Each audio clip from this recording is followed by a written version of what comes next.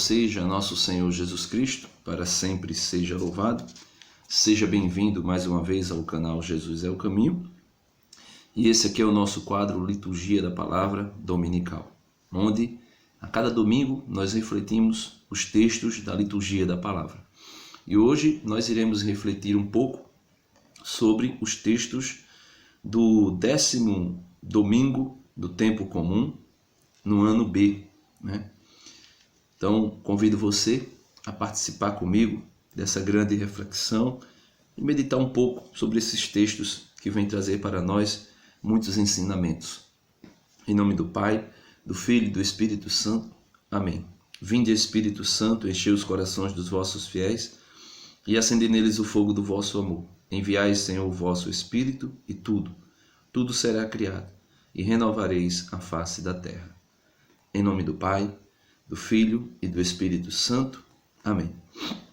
Meus amados irmãos, o evangelho de hoje é extraído do evangelista São Marcos, capítulo 3, versículo do 20 ao 35. É um evangelho bem conhecido, onde Jesus, indo a Nazaré, indo à sua cidade, os seus discípulos e uma grande multidão se aproxima dele, né? E também vem aquela questão de os mestres da lei, que tinham vindo de Jerusalém, dizer, que Jesus estava possuído por Beelzebu, né?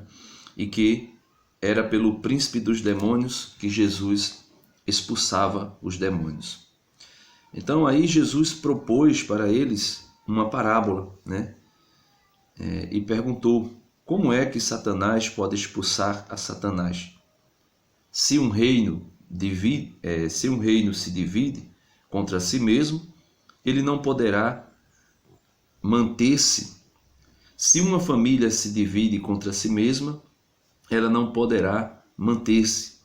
Assim, se Satanás se levanta contra si mesmo e se divide, não poderá sobreviver, mas será destruído.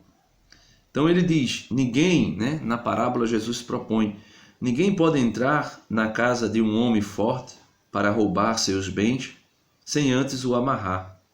Só depois poderá saquear sua casa. Em verdade vos digo, tudo será perdoado aos homens, tanto os pecados como qualquer blasfêmia que tiverem dito. Mas quem blasfemar contra o Espírito Santo nunca será perdoado, mas será culpado de um pecado eterno. Jesus falou isso porque diziam, ele está possuído por um espírito mau. Então veja, meus irmãos, o evangelho de hoje vem trazer 3 pontos, O primeiro é que Jesus volta para sua casa e ali é acusado pelos mestres da lei de que está possuído por um demônio. O segundo ponto é essa parábola que Jesus conta para mostrar que a blasfêmia, o pecado contra o Espírito Santo, não pode ser perdoado nem nesta vida, nem na outra vida. E essa outra vida aqui não é uma vida reencarnacionista, ou seja, uma vida de uma nova reencarnação, mas se trata da vida eterna, da vida após a ressurreição definitiva. Então Jesus diz que quem blasfemar contra o Espírito Santo não pode jamais ter perdão. E o que é a blasfêmia contra o Espírito Santo? É atribuir ao Espírito Santo aquilo que não é do Espírito Santo, ou atribuir a Satanás aquilo que é uma obra do Espírito Santo, ou rejeitar a obra do Espírito Santo de redenção. Então, essa é a blasfêmia contra o Espírito Santo. Então, todo e qualquer pecado terá perdão. E a primeira leitura de hoje mostra para nós exatamente isso, o pecado de Adão e Eva. No pecado de Adão e Eva, nós podemos ver que existe aí não somente uma ação do homem, não é simplesmente o homem que agiu. Veja, depois que o homem, primeira leitura de hoje, Gênesis 3, do 9 ao 15. Depois que o homem comeu da fruta da árvore, o Senhor Deus chamou Adão, dizendo: Onde estás? E ele respondeu: Ouvi tua voz no jardim e fiquei com medo, porque estava nu e me escondi. O que significa comer da árvore? Veja, o Catecismo da Igreja Católica, no parágrafo 396, como eu sempre digo, sempre vou utilizar aqui o Catecismo da Igreja Católica para me nortear nas minhas reflexões, porque eu não quero falar o que a Igreja não fala, né? Então, o Catecismo da Igreja Católica, no parágrafo 396, falando sobre o pecado original e falando sobre a liberdade que foi posta à prova, diz assim: Deus criou o homem à sua imagem e constituiu em sua amizade. Então, o homem estava em amizade com Deus. Criatura espiritual, o homem só pode viver esta amizade como livre submissão a Deus. É o que exprime a proibição feita ao homem de comer da árvore do conhecimento do bem e do mal. Pois no dia em que dela comeres, terás de morrer. Gênesis 2, 17. Aqui nós podemos já ver que aquela proibição de comer da árvore do conhecimento do bem e do mal foi um limite dado ao homem. E veja o que diz: a árvore do conhecimento do bem e do mal, Gênesis 2,17,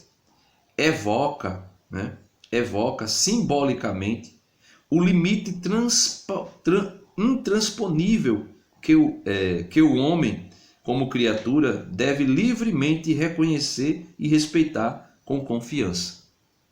O homem depende do Criador, está submetido às leis da criação e às normas morais que regem o uso da liberdade. Então, não é que o homem não era livre, o homem era livre, completamente livre. Tanto é que na sua liberdade, e Deus não querendo agir contra essa liberdade que ele mesmo colocou no homem, o homem peca. É exatamente por isso. Então, quando o homem peca, quando ele come do fruto do conhecimento do bem e do mal, isto relata exatamente que Deus não criou robôs. Deus criou o homem livre e deu a ele a liberdade. E nesta liberdade, ele se rebela contra o seu Criador. Então, aquilo que foi dito aqui é exatamente essa questão da liberdade posta à prova. O homem rejeitou confiar livremente em Deus. Por isso, disse-lhe o Senhor Deus: E quem te disse que estavas nu? Quem te disse que estava nu? Então comestes da árvore de cujo fruto te proibi comer? Adão disse: A mulher que tu me destes por companheira, foi ela que me deu do fruto da árvore e eu comi. Disse o Senhor Deus à mulher: Por que fizeste isso? E a mulher respondeu: A serpente enganou-me e eu comi. Então veja, meus irmãos, que a questão do pecado, a responsabilidade pelo pecado, não quis ser assumida por ninguém. Ficou se passando a responsabilidade para outrem. Deus disse: Adão, se tu te escondestes é porque tu comestes do fruto que eu te proibi comer. Ele disse: Senhor, eu comi, mas a mulher que tu me destes por companheira, foi ela que me deu do fruto e eu comi. Aí o Senhor vai pedir a Eva que assuma a responsabilidade e peça perdão pelo erro que cometeu. O que é que Eva diz? A mulher respondeu: A serpente enganou-me e eu comi. Então, cada um jogou a responsabilidade para o outro, quando na verdade deveria assumir e dizer: sim, eu comi. Só que o primeiro pecado do homem consiste em abandonar verdadeiramente essa confiança em Deus. E o reflexo, né, a resposta que é dada a Deus mostra claramente que o homem perdeu a confiança em Deus. O Catecismo da Igreja Católica, no parágrafo 397, diz: o homem tentado pelo diabo deixou morrer em seu coração a confiança em seu Criador. Preferiu confiar nas palavras de Satanás, diferentemente do que disseram os apóstolos ao ouvir Jesus falar sobre a Eucaristia. Quando alguns discípulos começaram a rejeitar aquele ensinamento e ir embora, Jesus pergunta: vós também não quereis ir com eles? Os apóstolos dizem o quê? Ali, na pessoa do líder da igreja, São Pedro: a quem nós iríamos, Senhor? Somente tu tens palavras de vida eterna. Ou seja, mesmo sem os apóstolos compreenderem o mistério eucarístico que estava sendo ensinado, eles disseram: nós não queremos ir a outro. Nós sabemos que somente tu tens palavras de vida eterna. Diferentemente aqui, né? O homem tentado pelo diabo deixou morrer em seu coração a confiança em seu Criador. E, abusando de sua liberdade, veja, abusando de sua liberdade, desobedeceu ao mandamento de Deus. Foi nisto que consistiu o primeiro pecado do homem. Todo pecado, daí em diante, será uma desobediência a Deus e uma falta de confiança em sua bondade e seu amor. Então, o homem desobedece a Deus, o homem rejeita Deus e, fazendo isso, faz as inversas daquilo que as palavras de Pedro. A quem nós iremos, Senhor? Somente tu tens palavras de vida eterna. E depois que o pecado acontece, então o Senhor Deus disse à serpente: por que fizeste isto, serás maldita entre todos os animais domésticos e todos os animais selvagens. Rastejarás sobre o ventre e comerás pó todos os dias de tua vida. Porém, inimizade entre ti e a mulher, entre a tua descendência e a dela. Esta te ferirá a cabeça e tu lhe ferirás o calcanhar. Então, existem consequências, né? Existem consequências por conta do pecado que o homem cometeu, né? Existem consequências por conta desse pecado cometido. E tem aqui algumas delas, né? Algumas das consequências. Catecismo da Igreja Católica, parágrafo 404. De que maneira o pecado de Adão se tornou o pecado de todos os descendentes? O gênero humano inteiro é, em Adão, como um só corpo, de um só homem. Em virtude desta unidade do gênero humano, todos os homens estão implicados no pecado de Adão, como todos estão implicados na justiça de Cristo. Contudo, a transmissão do pecado original é um mistério que não somos capazes de compreender plenamente.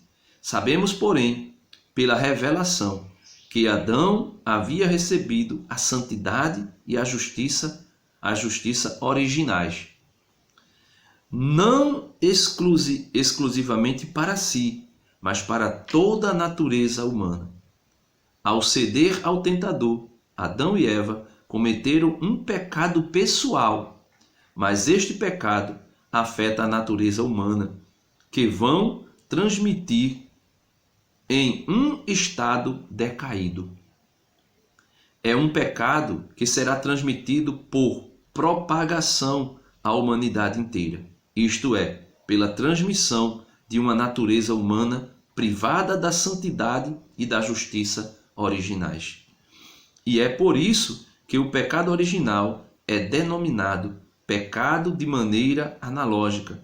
É um pecado contraído e não cometido, um estado e não um ato. Então, as consequências do pecado de Adão e Eva foi: nós que deveríamos nascer em santidade e justiça perfeita, nascemos com uma natureza revestida da concupiscência, ou seja, de uma inclinação ao mal e à maldade, por conta do pecado pessoal de Adão e Eva, que foi transmitido para todo o gênero humano. E essas consequências foram desastrosas, coisas terríveis foram acontecendo, porque o homem perdeu a harmonia que tinha com Deus, o homem perdeu a harmonia que tinha entre Adão e Eva, e também, falando do nosso caso, a harmonia que nós teríamos entre irmãos, entre parentes, entre amigos, ou seja, toda aquela perfeição que estava em nós foi perdida por conta do pecado de Adão e Eva. É como um vírus de uma doença que é passada, transpassada de geração em geração, né?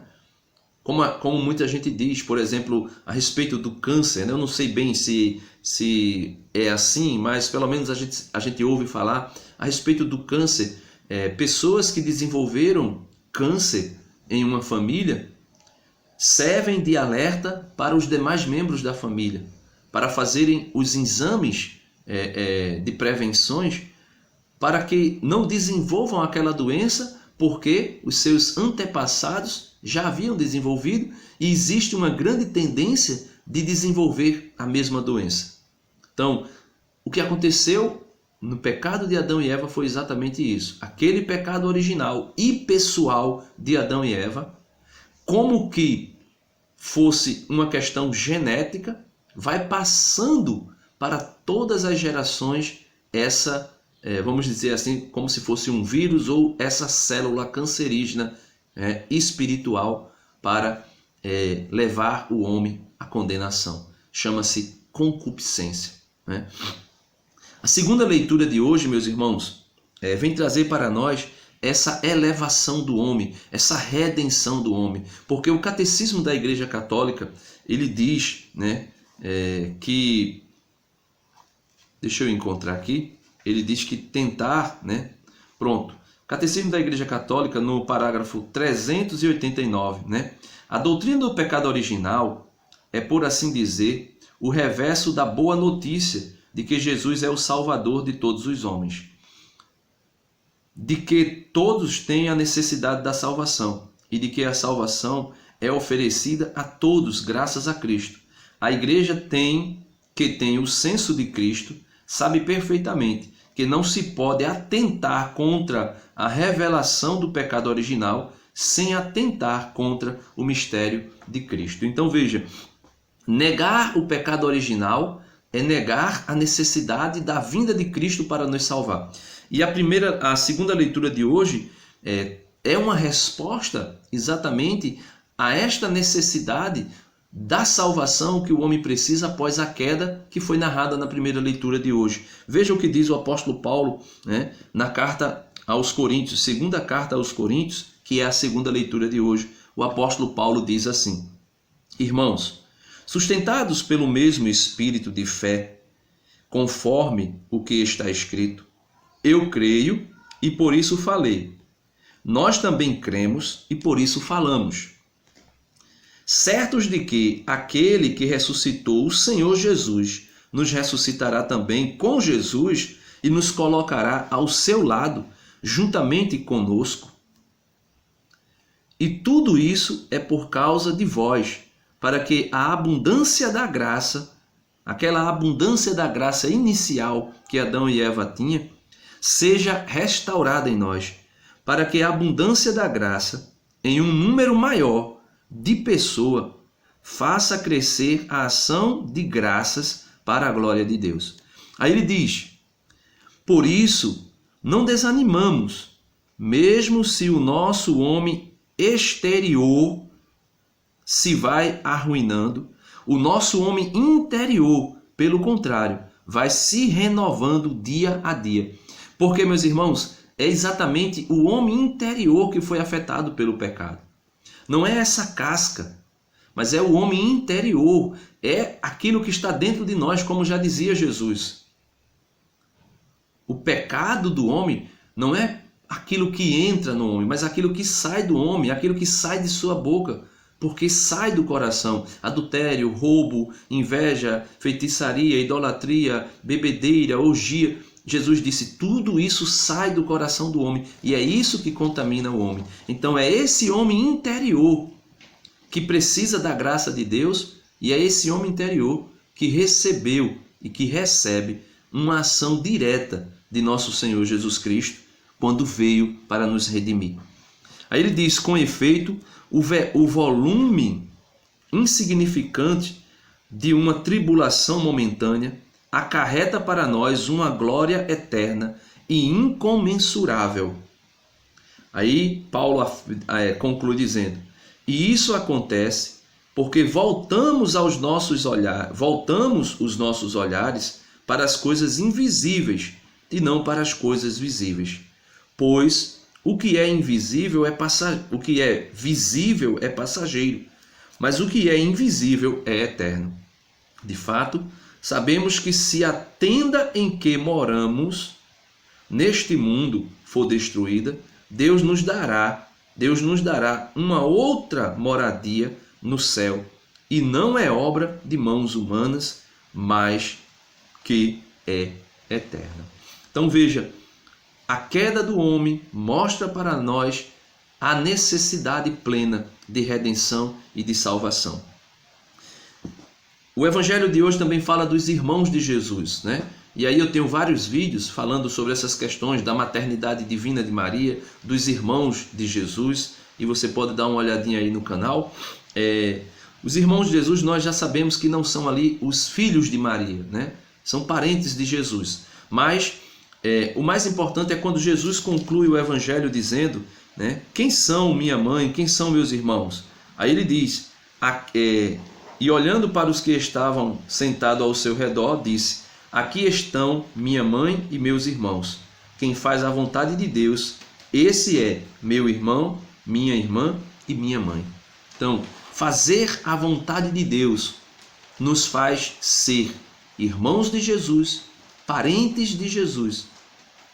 E é simples.